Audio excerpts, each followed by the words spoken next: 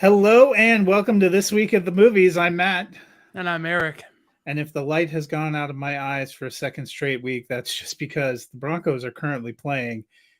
Well, they're currently in a game. I'm not even going to qualify what they're doing as playing at this point in time. Eric noted last week it looked like I got sad in the middle of our review, and that was just about the time the Raiders punched it in to take a 17-16 win. Fortunately, I can just start sad this week because the Commanders have come from being down 21-3 to being up 28-24. And Sean Payton may, just up and retire again at the end of this game. So I know you came here for Broncos hot stove, but if I look sadder than I am in the middle, it's not because of this movie. Because Eric, our movie this week, we both enjoyed more than consensus. Like, it's okay if you're sad because for some reason there's this streak of movies that by any other year would probably be forgettable or mid. And what's happening? I keep getting struck. Poirot is haunted by the ghosts of children. I'm just haunted by the ghosts of Broncos seasons past. So, we are looking this week at A Haunting in Venice, which is the third film that Kenneth Branagh has directed and starred in as Agatha Christie's Hercule Poirot. Another mystery. This one set in 1947, just post World War II, and that does actually factor into the emotional state not only of Poirot but of some of the other characters. It's set in Venice, and it's set on Halloween or All Hallows Eve, where Poirot is recruited by his friend and American novelist Ariadne Oliver, played by Tina Fey, to come and observe a medium that she hopes he will be able to debunk. They go to a house that apparently was a haunted venue where some children suffered greatly at the hands of doctors and nurses. And I don't think the movie ever made enough about that, actually, them discovering that that was probably true. But the main is Kelly Riley, who plays a star of the stage, a pretty well-to-do woman whose daughter had died the previous year under mysterious circumstances, hoping that the medium, played by Michelle Yeoh, was going to make a connection. But as you might imagine, just like when you invited Angela Lansbury to a party in the 80s, things don't go well when Hercule Poirot shows up. There is indeed a murder, and he has to solve it. Eric, this is the third time he's played the character.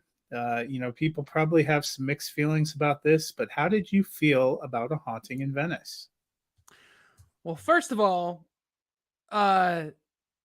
I want to talk about the things I did not know. I did not know the victim. I did not know the killer. I did not know that this is it's based on a book that is titled, if I remember, something about Halloween, like the party of Halloween. Oh, I had it right there. Sounds like it's Charlie Brown. It was something like a Halloween party Halloween party. Yeah. But it's got the very British, it's got the U for Halloween, and it has Halloween. It has an apostrophe in a place that I just don't think it belongs. And it's so interesting to me that this might be the most adapted of all three of the movies, and yet it has the least amount of melodramatic theatricality from the three entries in the franchise. And I loved that. And I will have to get into that more when I talk about the other ones. But like Kelly Riley, for example, she was like an underrated player in the two Sherlock Holmes, Guy Ritchie movies. And she's been in Yellowstone and a couple of other things. Like I was pleasantly surprised by her whole performance. In Yellowstone. She is Yellowstone? Yellowstone. Okay. Yeah, she's fantastic. And really, honestly, everyone is fantastic. I still don't think Kenneth Branagh is giving quite enough play to the performers he brings to the table. They all keep consistently proving that they know their characters and they are seasoned performers, but they either get like one moment to shine and then they're all just part of an ensemble, and it's just. But here's the thing, in this movie, Poirot was, and this was handled in a lot more like tactfully, I think, than in previous installments. it really is about him. And Kenneth Branagh is an outstanding actor. And it's easy to forget that when he keeps making projects that feel like vanity projects that don't feel earned. But I love the tone. This is definitely a horror movie if you consider movies in which horrific things happen horror movies. Like some people want to sort of, I don't know if it's exactly gatekeeping, but just say it's a murder mystery, so it doesn't quite count because it's not this and that or whatever. But no, I think it's pretty hard to deny. Like it's at least a supernatural thriller. And it's just Tina Fey as a character that's written like deadpan, sort of American, and like kind of cracking down Poirot's ego in replace of Book from the last two installments. From the last two installments, fantastic. Just it's really hard to not get into spoilers when you're talking about this, but the mystery itself, not the most revolutionary thing in the world. The filmmaking and the balance of treating the characters and the mystery as important as the film making, like the framing and all this sort of thing, it's exactly what I wanted after the other two movies. And it may be my favorite out of the three just for that. So I'm going to give it one thumb up, not two. You started to go high and I was like, well, you really liked it a lot more. No. Yeah, I just keep forgetting. I got to rate it eventually, right? Yeah, yeah. Well, you've been conditioned not to rate things, so. Yeah, I would go so far as to say it's more of a ghost story than the other ones, but I don't know if I think of it as a horror movie exactly. It's still predominantly, a murder mystery. But you have death and you have those elements in all kinds of murder mysteries of that type that play with different tones. And this one doesn't really go dark enough for me to classify it as a horror movie, like being a ghost story, I would say. But there was more playful interplay and exchanges. You hit on Tina Fey. It really reminds me of the kind of Only Murders in the Building vibe that you have, and she actually is on that too. They had a lot of kind of back and forth and like guffawing that you just wouldn't get necessarily. It just didn't feel dark enough for me to classify as a horror. Ghost story, yes. What is your threshold?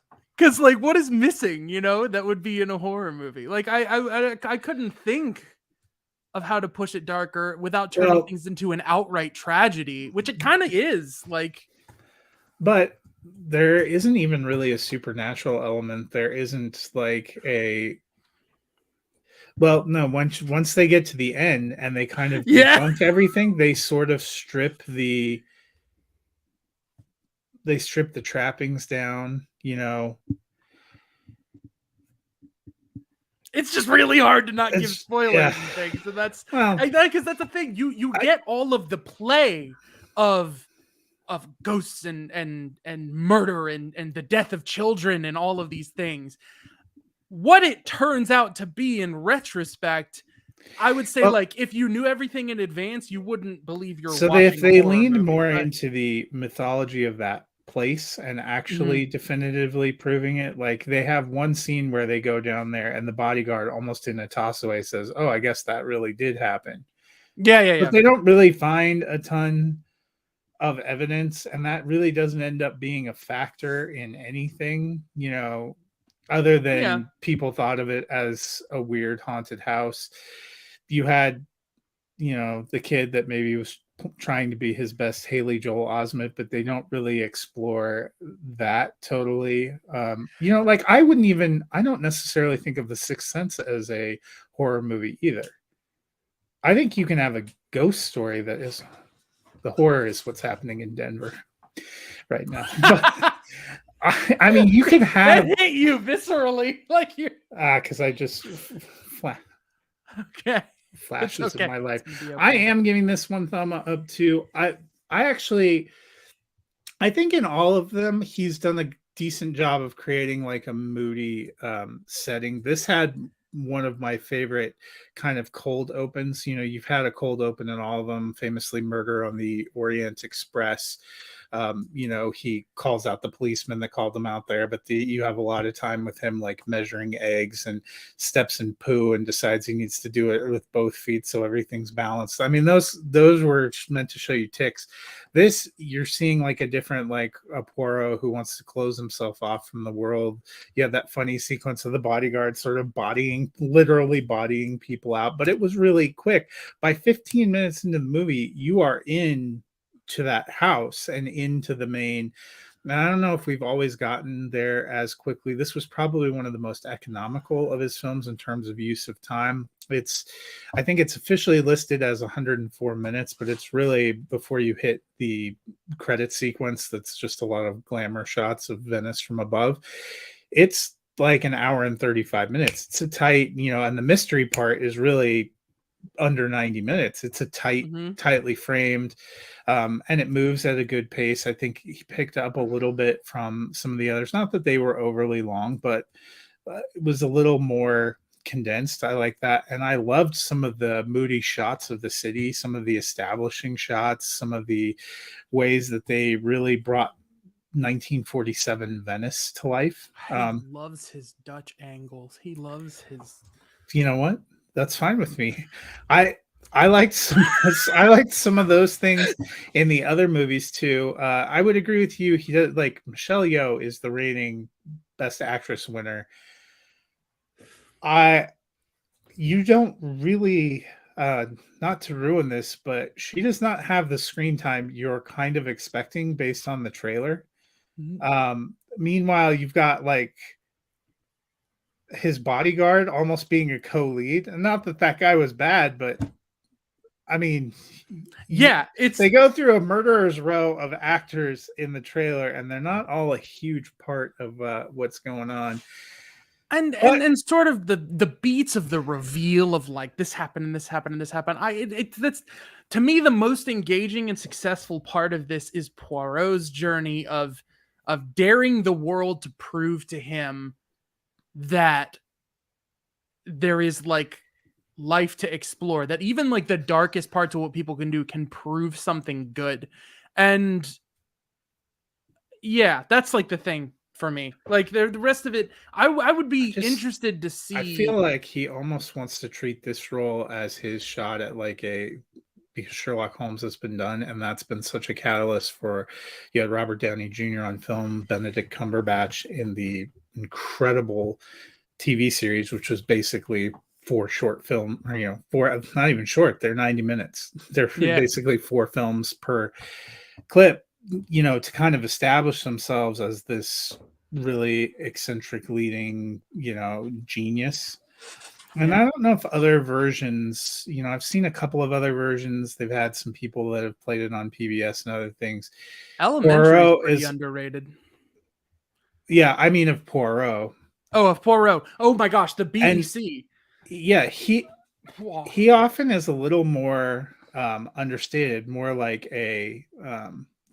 Peter Falk, Columbo, or Angela Lansbury, Murder She Wrote, than the way that they've kind of than the kind of grandstanding you usually get from Sherlock Holmes. And I feel like that's one thing you mentioned. He doesn't seem like he makes the most of his supporting cast, and that's because I think he never wants it to diminish that Poirot has to be the smartest person, not just in that room, but in any room, and has to be like the big focal point. And you know, where you're having these interview sequences, even where you know, I thought Jamie Dornan had a fairly beautiful scene where he's giving the backstory for his character, which was very emotionally rich and a great performance. But you almost quickly have to cut away to that because Poirot is choked up about something and needs to have like a ghost experience in a small bathroom. That yeah, that's like too So OP. you That's just yeah. didn't so those are some of the places where I think that keeps it from being something where we're like an enthusiastic thumb up or maybe Yeah. even a mild two. But I am like you. I think this might be my favorite of the three, probably because of the way it's structured and because you do get some more personality. You at least do get that really emotional few moments from Dornan. He really maximizes his time on the screen, and I liked what we got from Tina Fey and some of the way that she was able to go back and forth. Even Michelle Yeoh made the most of her sequences. So, I thought it was enjoyable, and it was definitely what I was expecting. If you like this kind of genre, I think it's going to hit home for you. If you dislike this kind of genre, probably the tropes are not going to work for you. And I think that's where some people have been Yeah. not wild. Like I mean, it hangs itself out to be an easy punching bag. You can find problems with it if you're looking for it. So yeah, I can't blame people who like want more from their theater going experience or anything.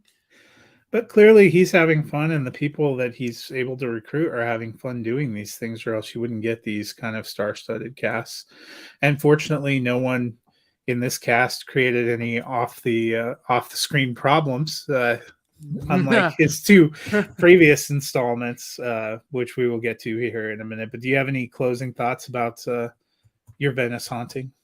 Well, and it's sort of a transition thing, I think. I think where the first movie focuses on Poirot and the black and white of right and wrong morality. The second one focuses on love and everything good and bad about it. This third one focuses on belief and like kind of faith in a way that is like it's the opposite of how overly on the nose something like Death on the Nile is. Like it this story just gets to breathe in a way that I think it breathes quickly, so it's satisfying. But yeah, that might be why it's my favorite of the three.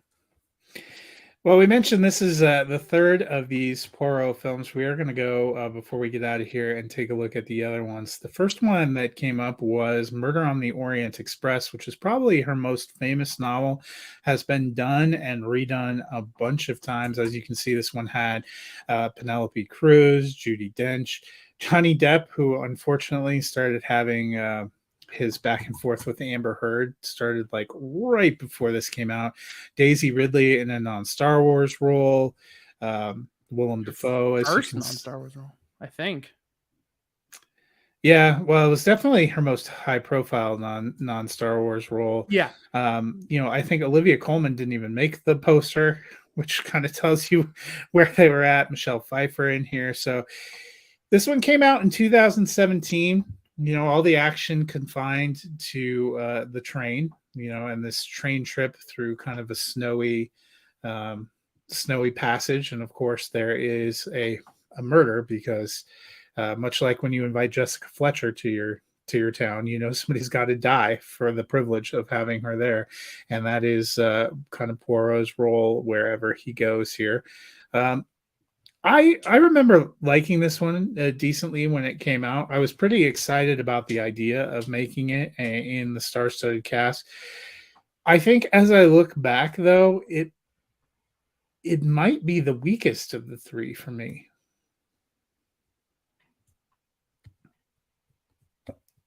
You waiting on my input? Yeah. Okay.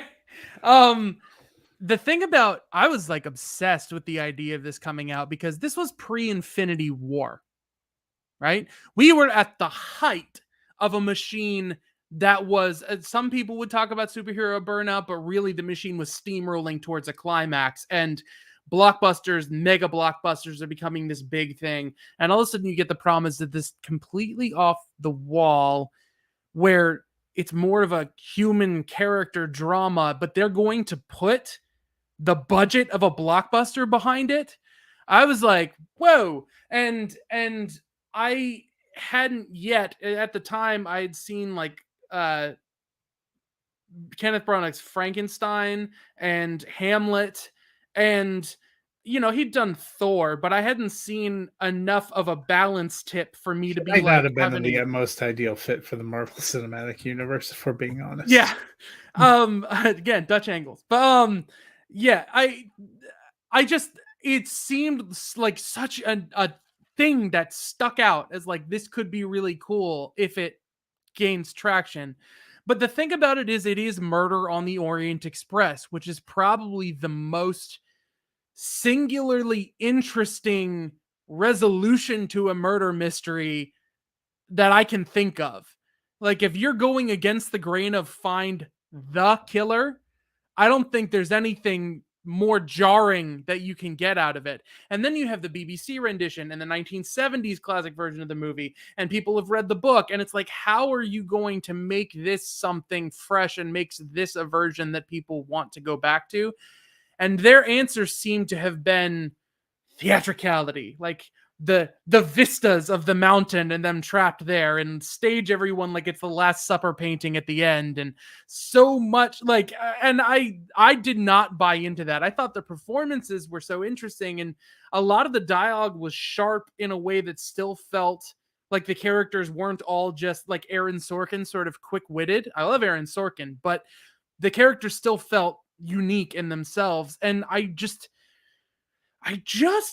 is too like the very beginning to me is like it feels like a Bugs Bunny cartoon to me. It goes that far to where it's like, and I figured him out and I tripped him up and another classic adventure is wrapped up. And I'm like, "Well, if this story is supposed to go as dark as I know it's supposed to go, like what are we doing?" And that's the thing though, is I enjoyed it enough. And then I really felt like watching it again, and I enjoyed it enough that I really felt like watching it again. And I have it. Like I was just like, it's not like it's the greatest thing. I really wish I could get the BBC Murder on the Orient Express. There is something so powerful in that performance, and like I want like a copy of that to be able to watch or know where to stream it when I probably get on Amazon. But yeah, this wasn't a huge winner for me, but I was still like super pro. Let's do this in movies. Let's put money behind stuff like this. And but this is not my weakest of the three. I'm guessing for you, then it must be the next one. Yeah, I mean, I like it. Okay, I have them all about the same. I own Orient Express and the next one, which was 2021's Death on the Nile, which was kind of a fraught production, I would guess, because it was originally supposed to come out in the fall of 2020, which, of course, we all know the pandemic hit, and that hooked things. And then, right about the same time, as they were looking at options for bringing it back, we had the sort of scandal and fallout with Army Hammer, and he had already done this. A lot of people were like, well, why don't they just replace him? Well, the movie had been shot. I mean, it's not like it was an ongoing production, which was the Right. case with some of the ones he was involved in. I still like the cast. I like the setting. It's kind of an interesting novel. I, had started reading this one when we went in to go watching it. I don't know if it was the right kind of role for Gal Gadot, but they certainly really leaned into the fact that she was a big part of the cast, owing to the fact that Wonder Woman, remains super popular. Um, but I liked the mystery. I liked the setting. I liked some of the visuals in this movie. I thought worked. I see you probably feel differently. But Well, you know, I I go back and forth whether I like Orient Express or this one better. Um, to me, they're about the same, and that's why I think I can clearly feel like I liked Venice the best. But I think they're all do somewhat similar things. I think there's Murder on the Orient Express, and then Death on the Nile goes like in this weird direction, and Haunting in Venice goes in this weird direction. And I don't 100% know how to explain this other than if the thing is a murder mystery and it's character driven story, you have a balance between theatrics and visuals and performances and drama. And I think in Murder on the Orient Express, things tip too far in favor of visuals and theatrics. And I think in Death on the Nile, they crank up the visuals and the theatrics more, but they crank up the performances and drama in a sort of theatrical way more. And in a weird way, that sort of makes it all work together. Like, they're not opposed to one. Like, spending time looking at the mountains isn't detracting from the romance between Daisy Ridley and her partner. You know, like, there's not quite that. And it's a more focused mystery because of the nature of what that story is versus Murder on the Orient Express. My issue is the hyper extremes is less of what I find interesting, and the stuff that strikes well with me in this series are the human elements that feel accessible and naturalistic. So that's the reason for me that even though this one might work better for what they're going for, this is the lowest of the three for me. And it didn't really start to strike a chord with me until the third act when he confronts Book. That moment, those two characters, they resonate. And Kenneth Branagh and Tom Bateman, that their play off of one another is a huge core of what made that movie in particular work. And yeah, I was uncomfortable a little bit from the beginning watching how Armie Hammer was playing, and there's just Emma Mackey was fantastic. Letitia Wright was fantastic. Russell Brand was, I thought, very good. I always kind of find probably him another problematic dude. Well, you know, what he's up to right now, I don't think he's that interested in being like a big name in Hollywood or anything. But, you know, to get to just play this character and stick to it and to watch him pull that off, it was successful, I thought. And it wasn't like jarring to me to see him. It's like, that's Russell Brand. He's not trying to play Aldous Snow or anything. And Rose Leslie, like, she was great. And Sophie, I don't know how to say her last name, Okonedo, I think. Yeah, I think it's Okonedo. But she's amazing. And as a figure in Poirot's life, but she doesn't quite get to be, I think, a fully realized person of her own. But that's just like, that's the thing. That's the melodrama. Like, why does Poirot's captain have to have his mustache, and that's why he has that mustache? Why? Why can't it just be that his face got messed up, and so that's why he has the mustache, and his captain got to be his captain? Like, he's a constant living homage to that man? Like, is that what, like, it's, and I kind of does emotionally work to think like different things love can be. He can have like, I kind of enjoyed the second one where you learn more about Poirot. Yeah, like everything about him in that movie was very like accessible and really worked. And so, you know, but I started to have things like, everything was so over the top in this movie that I started to question things I don't normally question. Like, okay, they're alone on a boat, and Poirot is having private conversations with one-on-one like everybody. I mean, why wouldn't the killer just shoot Poirot, throw him overboard? You know, like, what are we doing? Like, that there's it wasn't in the script. Right. Yeah, like in Murder on the Orient Express, there's nowhere to go. You're not going to survive, you know? Like, and also there's other complications that come with that, but you can understand why someone wouldn't show themselves or risk revealing themselves. In Haunting in Venice, there are other outstanding motivations why someone wouldn't want to risk exposing themselves, you know, or bring more and more attention. Like, you're waiting until dawn to be able to like be free. In this one, normally I don't care because I don't have time to think about it, and human beings aren't perfect and don't always think of things either, so I don't mind.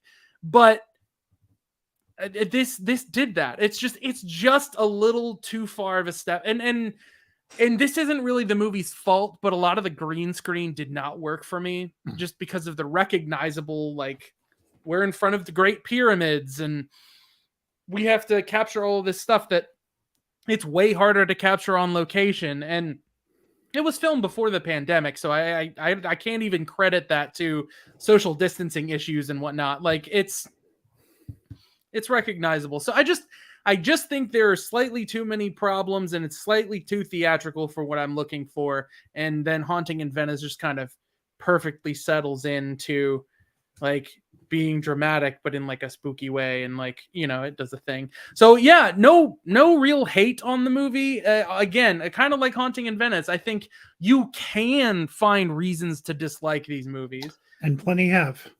yeah, like, but it's just like I just my whatever I tell my body, it enjoys them when I'm watching them.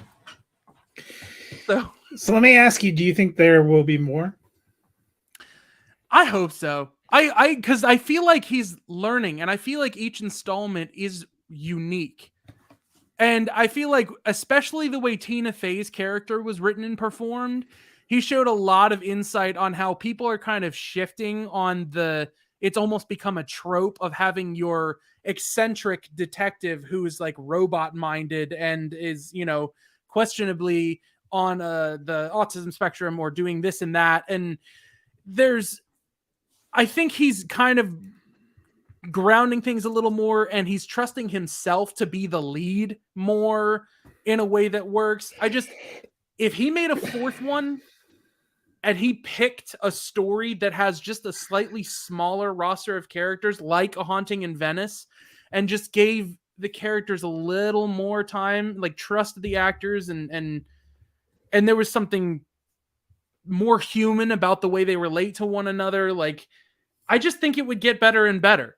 And I'm all for seeing unique detective stories. I mean, we've got Ryan Johnson whodunits on the table.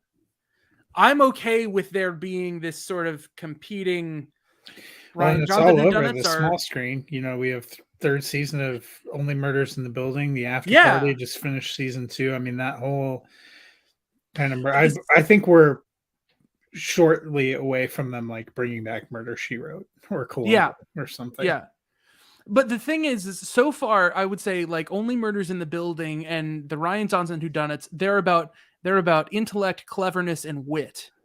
And there are some things to be gleaned in meaning and humane.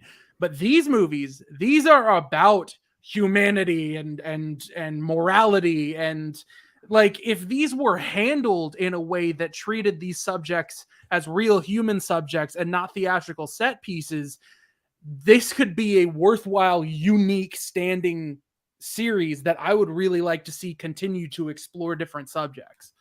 So, like Arthur Conan Doyle, Agatha Christie has plenty of books for them to mine. Yeah. So I think we will see more, and it'll be. I think we'll get at least one more. You know? Yeah, they seem to do well enough commercially. And this one just has just enough critical favor that I think it's going to have like a home video following, I think. Because it kind of hits that like ghost story, like genre film group, and that's not necessarily what you're going to bring your kids to go see in the theater. So you don't get the family box office pull that you get, but then everyone who watches the movie like alone on their own or buys physical media and whatnot, that group of people is going to respond to this movie on the digital and home video releases. And so I think this is going to survive enough to warrant a fourth one. We'll see. Well, that's going to do it for us this week. Next week, we will take a look at the stock market, as I believe Dumb Money is what comes out next week, unless I lost my place. Yeah.